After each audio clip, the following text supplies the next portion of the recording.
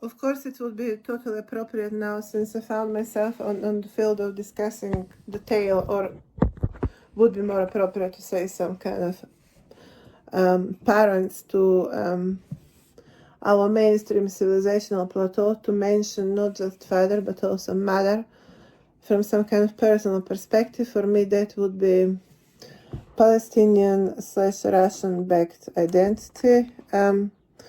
That would certainly have an element of China presence. That would be via my motherline. Well, my father would be bringing more India in perspective, solidly India, and Ireland on the other side. My father is strongly on that lineage. My mother would be lineage Russia, Palestine, but also China, which would be more typical Macedonian presence on our territory. China very much is typical Macedonian identity. The most typical Macedonian identity is Chinese driven. From there you get that face of more like a moon, in the shape of moon, or in the shape of a pie or a pizza from there, because the older civilizations would have much more bigger flat face. You find that in China still very often among the older population. You have plenty in older Macedonian bloodlines. I certainly have inherited from my mother on that side that kind of face, a bit more kind of flat. Also, in the same time, both of my parents bring a bit of square chin. Both of them actually very square-chinned, which connect to jaw of Jewish Israel reference. Also, I find very much that would go all the way to Babylon. Somehow I think that basically there is a presence of someone said there is a very substantial percentage of population, Jewish population, living in Babylon as well. At that point you ask what it really means, what are really people living on certain territories. So it's some kind of tribunal mixture, and our identities would certainly follow in the patterns of various tribunal mixture, rather. Finding Macedonia in context of Far East countries, of course, can bring plenty in the qualitative base, plenty from attention to detail to profound sensitivity, and here we find the science very much sitting solidly on within the very balanced approach of the presence of the both mother and father. As much as Nikola Tesla is powerfully sitting on my father's side, I certainly can claim to a great extent, or I'm going to be reminded of either the wisdom and all of the civilizational accomplishments of Far East countries, especially sensitivity, attention to detail, much more indoor, therefore, activity, which Macedonia continued to prevail on that side, or Serbia continued to prevail somehow on the outdoor platform, even science-wise. In that context, to find much more Europe, find Einstein, for example, and find certainly science certainly can be found on my mother's side as well.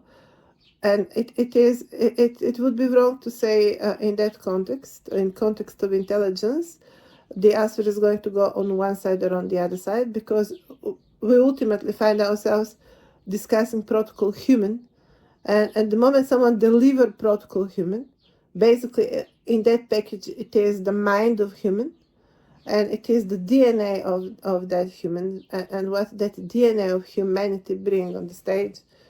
It is not going to be, again, political boundaries. It's going to be basically what means, difference from one individual to another individual.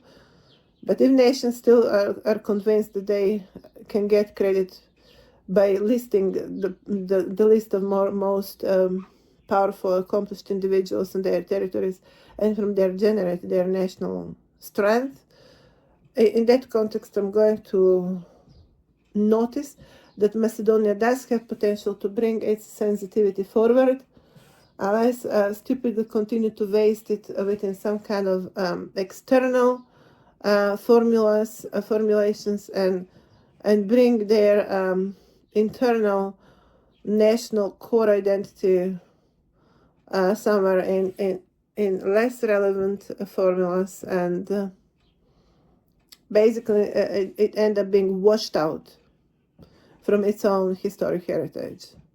There is nothing worse that can happen to a nation but to be washed out from its own historic heritage.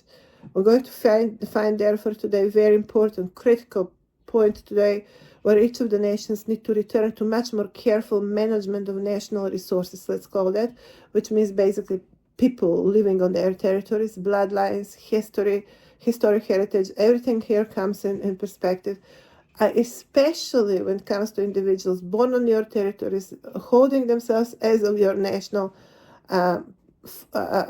certification, to bring forward the standard qualitative criteria rather than to be political. Being political and some kind of narrow-mindedness of some kind of national artifacts, trying to produce some kind of national vases or one typical vase, is not going to be promoting the best formula selected for promoting nation on the qualitative dimension, including and especially therefore including its historic heritage. Nations will need to be less Nazi driven, certainly national but not Nazi, certainly very much unbiased when it comes to recognizing the qualitative dimensions, as if you just ignore qualitative dimension, then what on earth you're building? Salon of what? Of driving cars.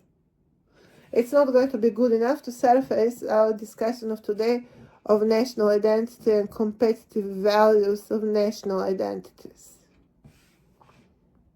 In that respect, bringing Olymp forward would certainly be a reminder that once upon a time, people living on these territories, that have been living on these territories, would know much more about standards when it comes to building nations. I'm going to hold that as some kind of my special contribution to the world today within the political science, and that I have pointed out importance of ongoing attention to building qualitative dimensions within the nations, and in that context recognizing Olymp as a matter of political categorization, political coaching, and recognizing the initial dimension of some kind of global platform on the planet within that kind of territorial setting, and accordingly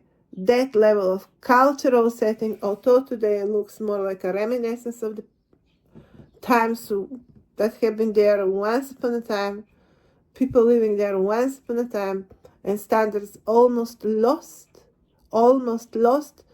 in this world of over-political affairs, of overtaking and faking on the most principal standards on building human civilization and protocol human, which I pull out today with the entire weight of expectation of where we should be finding human today. I can understand that it is rather possible that just a few centuries ago, forms and shapes were not so unified of living energies, living beings on earth were not so unified, and it was not so easy to reach some level of unified protocol human. So I cannot ask for too much obviously today, but certainly we can talk in regard to what has been accomplished so far, because we don't know what were real the challenges here. But we can say that that challenge should never, obviously something that never stops, and that we need to continue to be very much present and very much attending the way how we are going to build our human protocol and civilization on this planet. Sabotaging each other when it is in question millenniums-long history is not going to be small offense to do and to accept to be responsible for. Erasing history in few millenniums for some kind of political reasons is not going to be light game, and people should not, nations and cultures should not easily admit into erasing millenniums-old cultures.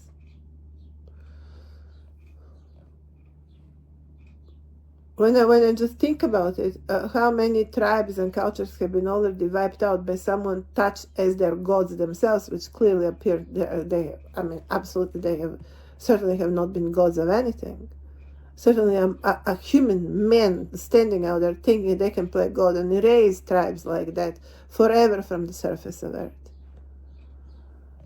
It is profound wrongdoing happening on the surface of this planet for quite some time. So it is, of course, one of the strongest aspects of my work today would be criticizing such cultures, such people that continue to bring that kind of God level of intervention on the planet, thinking that they can erase tribes, villages, nations just like that, like never have been out there at all. Such level of behavior today will need to be criticized, and we will need to be much more attentive than that.